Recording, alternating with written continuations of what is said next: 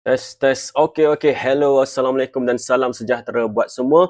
Kali ni kita ada live recording buat acara Sukma Esports yang dikenali sebagai eChess.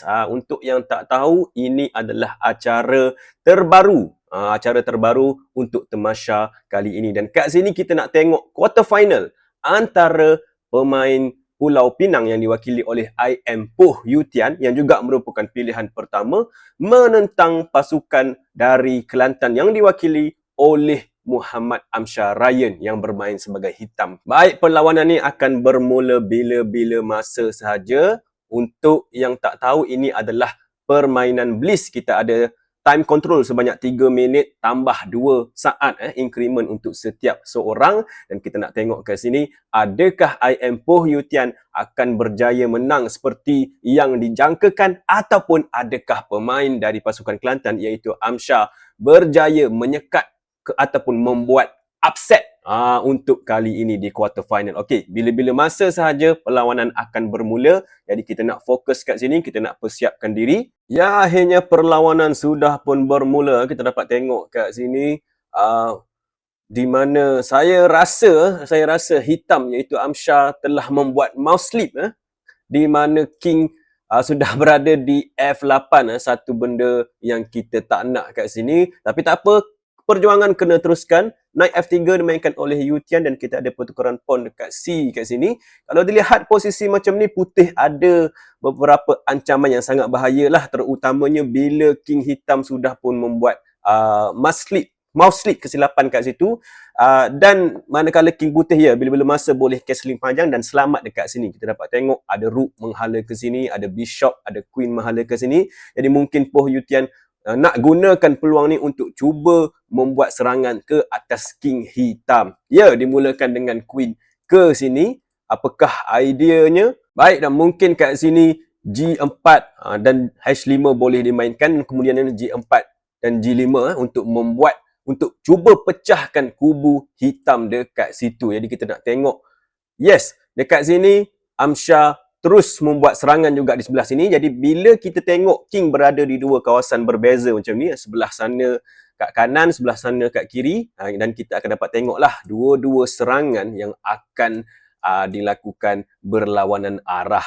Dan dalam posisi ini macam yang kita cakap tadi, disebabkan Amsyar telah membuat mouse slip, jadi sedikit senang keputusan kelebihan sedikit berpihak kepada pemain putih lah. Yutian mungkin nak meletakkan Rook dia di G3 ataupun tolak pawn dulu. Kemudian Rook boleh masuk ke G3 dan cuba untuk buat serangan macam ni. Ini satu serangan yang menakutkan untuk hitam sebab Kingnya berada di tempat yang tidak sepatutnya. Baik, kita ada pertukaran kat sini. Tak ada masalah buat masa sekarang. Queen cuba untuk tukar Queen. Sudah semestinya saya rasa putih tak nak tukar Queen sebab dia mempunyai kelebihan yang cantik kat sini. Apa yang boleh dimainkan, mungkin boleh larikan Queen ataupun mungkin boleh tolakkan pawn ke depan. Kita tengok apa yang Poh Yutian cuba buat kat sini. Adakah tukar Queen yang dia mahukan ataupun tidak? Okay, satu benda, dia menukarkan Queen. Kenapa kat sini? Apakah ideanya? Mungkin dia rasakan tak ada masalah untuk dia bermain tanpa menggunakan Queen, untuk dia membuat serangan tanpa menggunakan Queen kat sini, sebab posisi hitam masih lagi tak bagus. Okay, masih lagi tak bagus kat sini. King masih di F8 dan Rook tak boleh nak keluar, sebenarnya tak boleh menjadi aktif. Knight putih ada peluang untuk berada di D4 dan cuba untuk duduk di tempat yang bagus kat sini. Knight cuba mungkin untuk masuk ke sini, tapi macam yang kita cerita tadi, Knight D4 bagus sebab dia mengawal kemasukan Knight A5 ni daripada kat sini.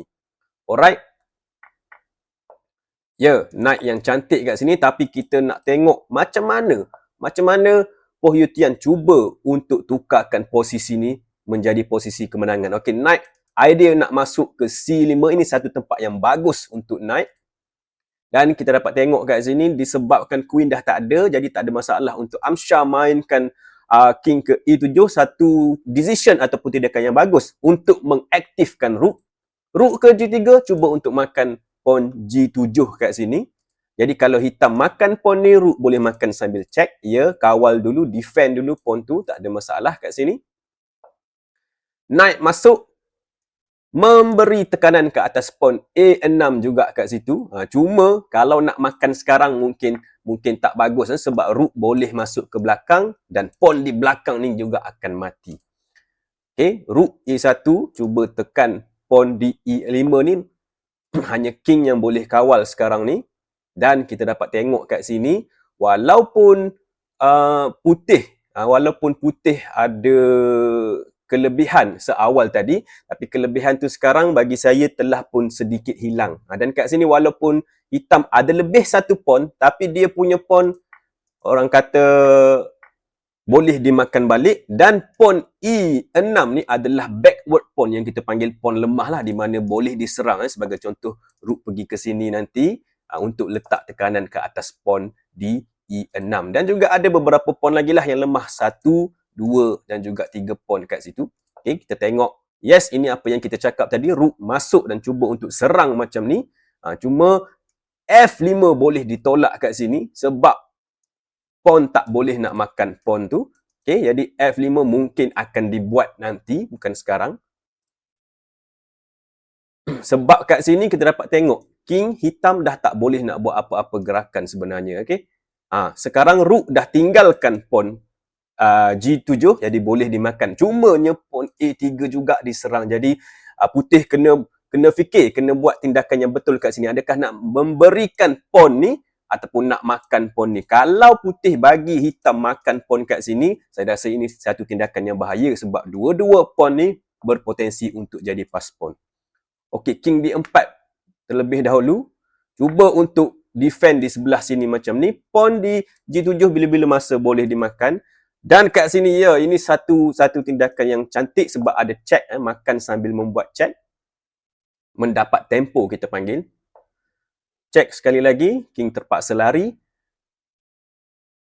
Dan kat sini kita dapat tengok dua-dua pemain masih ada buah yang sama banyak. Cuma disebabkan masa seminit lagi seorang, jadi kita tak tahu siapakah yang akan belanda. Sebab ini game bliss, apa-apa boleh berlaku lah. Baik. Ya, tolakan F5 macam yang kita bincang awal tadi telah dibuat kat sini. Dan kita dapat tengok rook nak makan pawn B4. Check terlebih dahulu. Apakah tindakan hitam seterusnya? Kalau king lari ke tempat yang jauh, pawn ni boleh dimakan. Okay? Boleh dimakan dengan percuma kat situ. Tapi pawn B4 kat sini bahaya. Kalau hitam makan pawn ni, sudah semestinya macam yang kita cerita tadi. Ini adalah dua prospek untuk menjadi queen yang sangat-sangat menakutkan. Pas pawn yang sangat menakutkan sebelah situ. Okey, Poh Yew Tian bertindak untuk buat pas pawn dia sendiri. Ini pas pawn yang lebih bagus dan lebih bahayalah. Sebab apa? Sebab lebih dekat. Ada 2 step sahaja dan terus boleh jadi queen. Adakah hitam ataupun Amsyar mampu untuk defend pas pawn di E ni? Dan atau adakah putih sempat untuk defend pas pawn hitam kat sini? Ya, tindakan yang bagus Poh Yew Tian pergi gerakkan king dia untuk cuba defend. Untuk cuba defend tolakan pas pawn dekat sini, dan kita dapat tengok rook diberi percuma. Tidaklah percuma sebab kalau king makan rook tu memang pawn tu akan terlepas dan memang tak ada siapa dah boleh kawal. Pawn ni memang akan jadi queen. Jadi ini tindakan yang cemerlang dan saya rasa keputusan berpihak kepada putih kat sini sebab pawn E6 ni sudah tak boleh dikawal lagi. Macam mana hitam nak buat kat sini? Saya tak nampak. Saya tak nampak defend untuk E6. Rook ke F4, cubaan untuk mungkin nak tolak pawn ke B4. Tidak tolak lagi, pergi ke D8 terlebih dahulu. Ya, macam yang kita cakap tadi. Dan kat sini, putih boleh tolak, tak ada masalah. Macam mana hitam cuba untuk kawal pawn ni, tak dapat kat sini sebab semua tempat rook sudah dikawal. Jadi yes, tolak sahaja E7 dan kat sini satu step lagi akan naik queen. Right, kita ada cubaan kat sini tapi cubaan ini tak cukup kuat dan kat sini memang jelas putih akan memenangi ke perlawannya ni dengan checkmate kat situ. Jadi kemenangan berpihak kepada I am Poh Yew Tian yang mewakili pasukan Pulau Pinang